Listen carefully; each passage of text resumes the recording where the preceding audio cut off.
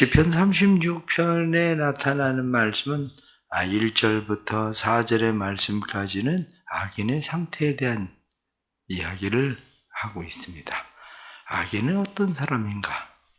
악인의 마음에, 악인의 눈에, 악인의 입에는 무엇이 있는가? 하는 것을 우리로 하여금 알게 하죠. 그런데 반대로 5절부터 나타난 말씀은 의인은 누구인가? 하는 말씀을 합니다. 그런데 의인에 대해서는 의인은 이런 일을 행한다, 이렇게 이야기하고 있지는 않습니다. 의인에 대해서 이야기할 때 의인에 대해서는 하나님은 이런 분이다, 이렇게 이야기하죠. 하나님은 이런 분이시고 하나님을 찾는 사람, 하나님께 피하는 사람, 그 사람이 의인이다, 오히려 그렇게 이야기합니다. 그러면서 결론적으로 뒤에 나타나는 말씀을 보면 악한 사람, 악인들, 그 사람들은 하나님께서 멸하신다. 결국에는 그들은 넘어지면 일어설 수 없게 될 것이다, 이렇게 말씀하는 것이 오늘 시편 36편에 나타난 말씀입니다. 그러니까 결국 시편 36편은 우리는 악인인가 의인인가, 우리는 어느 편에 서 있는 사람인가 하고 우리를 살펴보게 만드는 그런 말씀이죠. 그래서 1절에 나타난 말씀 보면 악인의 죄가 그의 마음속으로 이르기를, 죄가 그의 마음속에 이른다, 시적인 그런 표현입니다. 근데 악인의 마음 깊은 곳에서, 그런 이야기죠. 악인의 마음 깊은 곳에서 그는 말하기를, 이르기를, 그의 눈에는 하나님을 두려워하는 빛이 없다 하니, 이렇게 되어 있습니다. 하나님을 두려워하는 빛이 없다. 그러니까 하나님을 두려워하는 빛 없으니까 결국에는 그는 자기 마음 가운데 일어나는 충동대로 행하는 거죠. 왜냐하면 내가 두려워하는 것이 없는데 무엇을 내가 멈추겠습니까? 멈출 이유가 하나도 없는 거예요. 그러니까 마음에 일어나는 악한 충동대로 그냥 행합니다. 그래서 성경 2절 말씀은 그가 스스로 자랑하기를 자기의 죄악은 드러나지 아니하고 미워함을 받지도 아니하리라 함이로다. 그는 마음속에 내가 그런다고 해서 누가 나를 벌을 해? 내가 그런 죄를 짓는다고 해서 난 그거 아무 상관도 없어, 누구에게 걸릴 이유도 없어, 이렇게 의기양양한 채 자기의 잘못을 멈추거나 수정하거나 고칠 생각을 전혀 하지 않는 사람, 이 사람이 결국 악인이죠.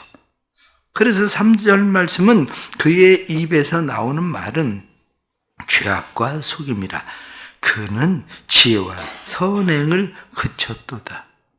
지혜와 선행을 그쳤다. 지혜는 여호와를 경외함이 곧 지혜다, 그렇게 이야기하죠. 지혜는 하나님의 온전하심을 닮아가는 것이 곧 지혜입니다. 하나님의 거룩함, 하나님의 의, 그것을 닮아가려고 하는 것이, 그것이 지혜인데 악인에겐 그런 것이 전혀 없다. 그래서 악인이 살아가는 일은 악을 거절하지 아니하고 자기의 길에, 악한 길에 서서 그 길을 지속적으로 걸어간다, 이런 거죠. 근데 의인에 대해서 설명을 할 때 의인은 이런 사람이다라고 설명하는 것보다 의인에 대해서 이야기할 때 하나님에 대해서 말씀합니다. 왜냐? 하나님의 의거든요. 하나님의 의. 그래서 하나님의 의, 그 하나님의 의를 오히려 하나님의 인자하심, 이렇게 표현합니다. 그래서 오늘 6절에 나타난 말씀을 보면 주의 의는 하나님의 산들과 같고 주의 심판은 바다와 같으니이다. 큰 심판이 바다 같다, 산과 같이. 그런데 여호와여 주는 사람과 짐승을 구하여 주시나이다. 우리가 하나님의 의, 하나님의 심판, 이렇게 생각하면 하나님의 의와 심판은 우리를 멸하는 것이 하나님의 의와 하나님의 심판일 것 같은데 오늘 성경 말씀은 그렇게 말하는 게 아니라 하나님의 의, 하나님의 심판, 이 큰 심판이 오히려 여호와의 주는 사람과 짐승을 구하여 주시는 분입니다. 무슨 이야기입니까? 그것을 깨닫는 게 지혜예요. 하나님이 우리를 멸하시는 분이 아니라 하나님이 우리를 살리시는 분, 하나님이 우리를 구하시는 분. 그래서 그 하나님께 피할 수 있는 사람, 그것을 깨닫는 사람, 이게 보배로운 지혜로운 사람이죠. 그래서 7절 말씀에 하나님이여 주의 인자하시며 어찌 그리 보배로우신지요 사람들이 주의 날개 그늘 아래에 피하나이다.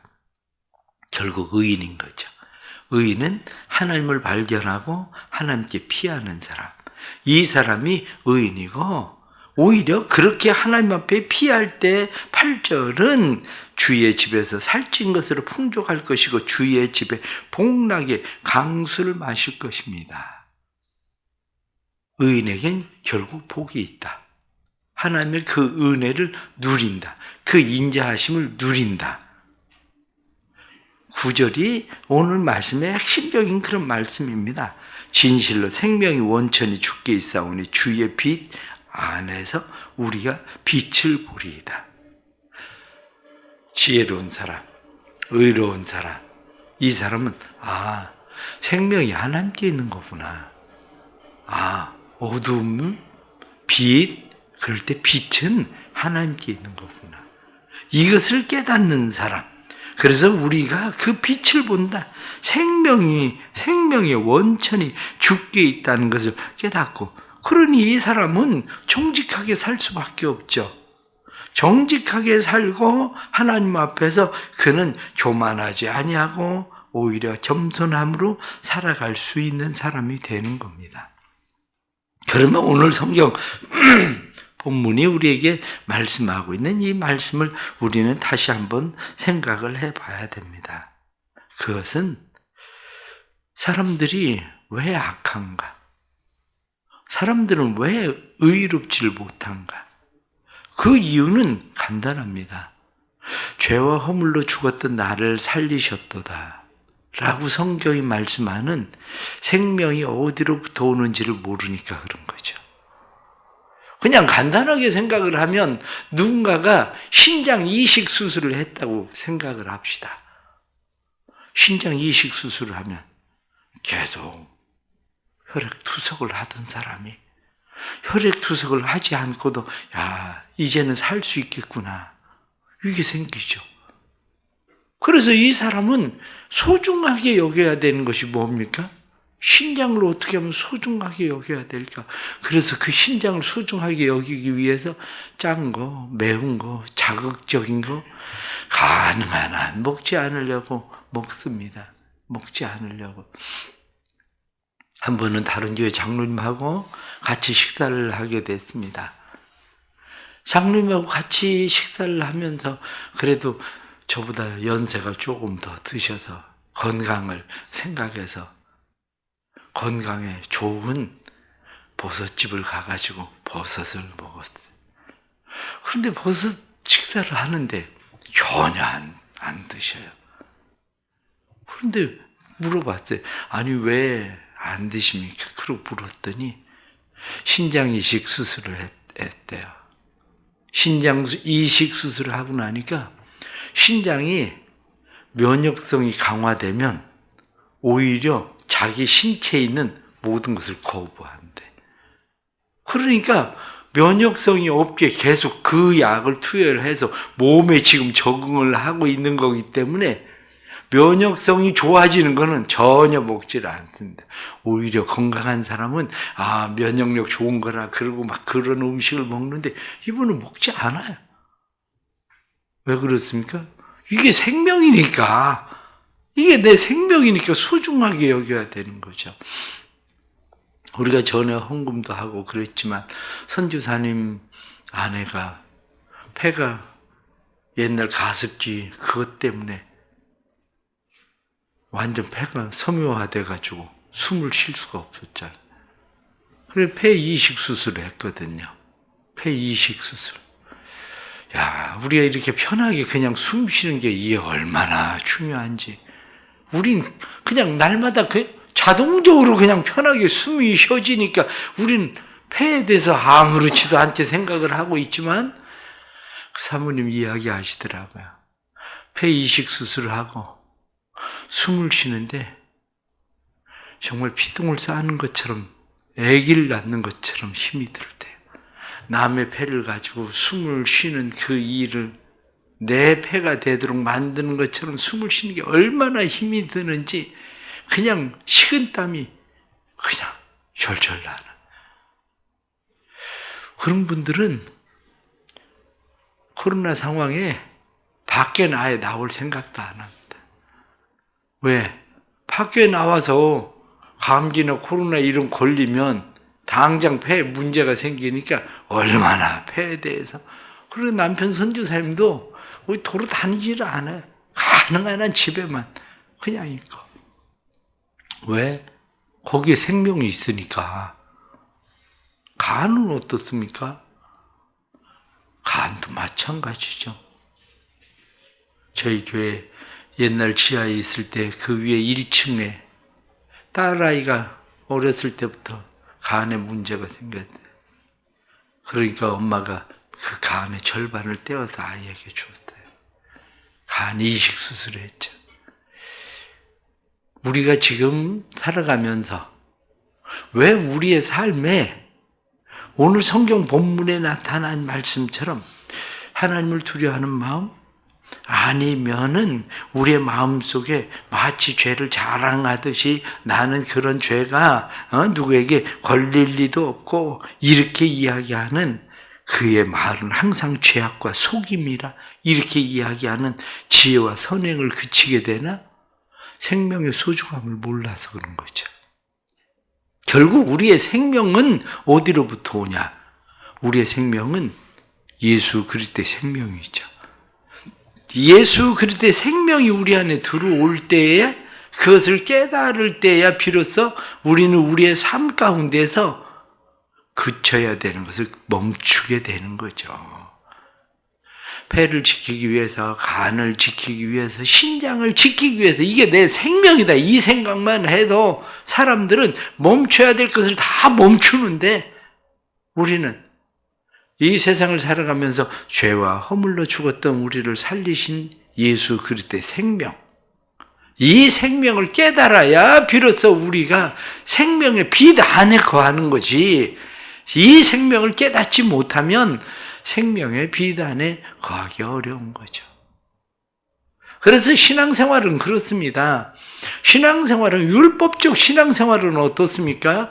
율법적 신앙생활은 머리로 알고 있기 때문에 멈춰야 된다, 멈춰야 된다 이렇게 생각해요. 아, 멈춰야 된다. 그러면 우리는 어떻습니까? 하다못해 콜레스테롤만 올라가도 우리는 요즘 콜레스테롤 많이 올라가는데 저같이 당이 올라가면 이제 그만 먹어야 되는데 운동해야 되는데 그게 그렇게 쉽게 됩니까? 왜 안 됩니까? 그게 생명이라는 생각을 안 하니까 안 되는 거지. 이게 생명이라는 것을 정말 느끼는 사람들은 누가 시켜서가 아니라 자기가 자기 생명을 지키기 위해서 그냥 하는 거예요. 신앙생활도 왜 율법적 신앙생활이 되냐? 이렇게 얘기하면 예수 그리스도의 생명이 우리 안에 있어서 이것이 나를 지키는 생명이다. 이게 있으면 그 생명 때문에 그냥 되는 삶인데 그게 아니면 하려고 끊임없이 노력해야 되는 삶을 살아갈 수밖에 없는 거죠. 그러니 율법적 신앙생활을 하는 사람들이 신앙생활이 얼마나 어렵습니까? 너무 어려운 거야. 그게. 저만 생각해 봐도 그래요. 밥 먹고 아무것도 안 먹으면 그렇게 올라가지는 않더라고요. 밥 먹고 아무것도 안 먹는 거 그게 그렇게 어려워? 눈앞에 귤 하나 있으면 귤 먹고 싶고 사과 있으면 사과 먹고 싶고 과자 있으면 과자 하나 주워 먹고 싶고 이게 어려우니까 이게. 그런데 생명이라고 느끼면 왜 그래서 사람들이 막다지에 이르면 그때서 사람들이 변합니까? 그때서 비로소 생명이라는 걸 깨닫거든요. 생명이란 것. 오늘 주시는 이런 말씀 생각하면 가장 먼저 생각해야 되는 게 지혜가 뭐냐. 지혜는 우리의 생명이 어디에 있는가. 이걸 깨닫는 게 참된 지혜입니다. 지혜는 진실로 생명이 원천에 주께 있사오니 주의 빛 안에서 우리가 빛을 보리이다. 이걸 깨닫는 것이 참된 지혜인 거죠. 이것이. 또다시 하나 말씀을 생각하면 주께 피하는 일입니다. 오늘 7절 말씀에 하나님이여 주의 인자하심이 어찌 그리 보배로우신지요. 사람들이 주의 날개 그늘 아래 피하나이다. 피할 곳이 하나님이라는 사실. 이거 깨닫는 거. 이게 지혜입니다. 피뢰침 얼마나 중요합니까? 피뢰침이. 그저 철사 막대기 같은 거 하나 이 교회 종탑에 달아놓고 고층 빌딩에 철사 막대기 같은 거 하나 달아놓는데 그런데 그 위력이 얼마나 대단한지 천둥 번개가 칠 때에 그 번개가 거기 맞는 영상들 막 나오지 않아요. 그래도 왜 아무렇지도 않을까? 땅이 다 흡수해 버리거든요. 그 번개를 땅이 다 흡수하니까 터지지 않는 거예요. 이게. 근데 변압기 같은데 번개 맞아 보세요. 변압기 같은데 번개 맞으면 다 폭파되듯이 그냥 그렇게 돼버리지 않아요. 우리의 삶도 역시 마찬가지입니다. 내 인생의 피뢰침은 어디에 있나? 내 인생의 피뢰침은 하나님께 있습니다. 하나님이 얼마나 우리에게 보배로우신 분인지. 왜 그렇게 보배로우십니까? 주의 심판은 큰 바다와 같다. 그런데 하나님의 심판은 우리를 멸하시는 심판이 아니라 하나님의 심판은 사람과 짐승을 구하여 주시나이다. 이렇게 말하는 것처럼 오히려 그것이 우리를 구하는 하나님의 은혜다. 이걸 깨닫는 거. 이게 바로 하나님 앞에서 살아가는 지혜인 거죠. 그래서 주께 피하는 사람, 그 날개 그늘 아래 피하는 사람, 이 사람이 복 있는 사람인 겁니다.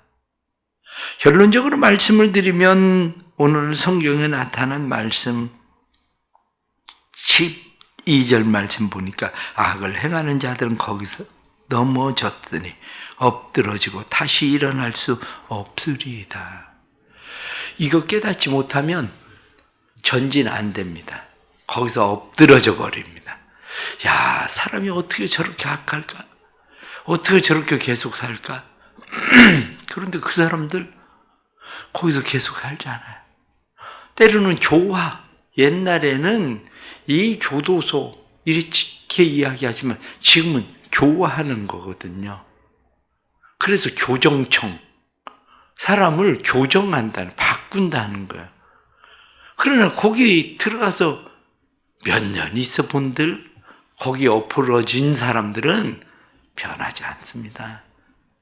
거기 엎드러진 사람은 말씀에 나타난 것처럼 거기서 엎드러져 다시 일어날 수 없습니다. 이렇게 말하는 것처럼 거기서 죽는 거예요.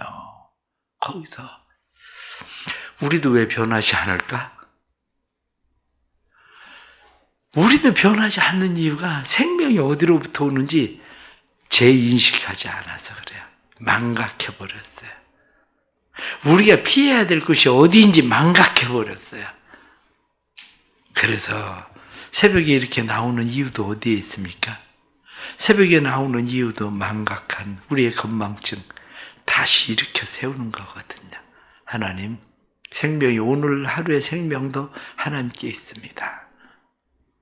오늘 하루를 살아가는 힘도 하나님께 있습니다. 오늘 하루도 내가 피할 곳은 하나님이십니다. 우리는 그것 때문에 오늘도 이 새벽에 나와서 하나님을 의지하고 하나님께 피하고 하나님 앞에 기도하는 겁니다. 오늘도 하나님께서 이 은혜 주시기를 축복합니다. 그래서 마음이 정직한 자에게 주의 공의를 베푸소서. 주는 아십니다. 주를 택한 자들의 마음을. 그래서 계속 인자하심을 베푸신다. 성경 말씀한 것처럼 오늘도 하나님의 인자하심 안에 거하는 은혜가 삶에 있기를 간절히 바랍니다. 기도합시다. 하나님 아버지 감사합니다. 우리의 생명이 어디에 있는지 자꾸 잊어버립니다. 건강이 때로는 얼마나 소중한지 깨달았다가도 또 다시 망각합니다. 좀 건강해지면 망각증에 걸린 사람처럼 다시 망각하고 우리의 삶이 그러합니다. 하나님 아버지, 저희를 도와주옵소서.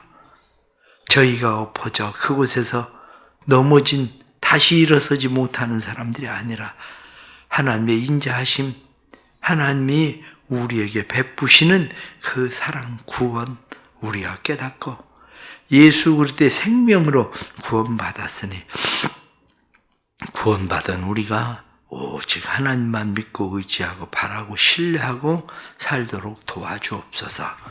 그래서 이 새벽에도 하나님 앞에 나왔습니다. 우리의 생명의 원천은 주께 있습니다. 오늘 우리가 빛 가운데 거하는 것 하나님의 은혜입니다. 우리를 도와주셔서 오늘도 그 생명을 누리게 해주시고 뿐만 아니라 그 빛 가운데 거하게 해주시고 하나님께서 우리에게 베풀으시는 그 놀라우신 은혜 때문에 성경이 말씀하신 대로 하나님이 주시는 살찐 것으로 풍족하고 복락의 강수를 마시게 하시리이다 하고 말씀하신 대로 복락의 강수를 마시며 오늘도 생명의 풍성함을 누리며 살도록 인도해 주옵소서. 사랑하는 교회 모든 성도들에게 은혜를 베푸시고 율법적 신앙생활로 무엇을 해보려고 애씀이 아니라 생명을 알게 해주시고 생명을 깨닫게 해주시고 생명을 누릴 수 있도록 주님 도와주옵소서. 주님의 교회가 은혜로 날마다 부흥케 하시고 믿는 자들 되어가게 하시고 새가족들 매주마다 보내주시는 새가족들이 믿음의 사람들로 정착할 뿐만 아니라 구원의 놀라운 생명이 하나님께로부터 옴을 깨달아 알고 하나님의 품 안에 거하는 사람들이 되도록 인도해 주옵소서. 또한 오늘 새벽에도 이렇게 튀르키예, 시리아 지진 피해를 입은 사람들을 위하여 드려지는 헌금 주님 기억하시고 이 헌금이 하나님 앞에 아름답게 잘 쓰여져 또 영혼을 구원하게 하시고 사도 바울이 옥에 갇혔으나 지진으로 인하여 옥의 터가 문이 열릴 때에 간수가 구원받던 것처럼 피해 입은 그들에게 하나님의 사랑이 전해지고 구원의 역사가 일어나게 하여 주옵소서. 예수님의 이름 받들어 기도드리옵나이다. 아멘.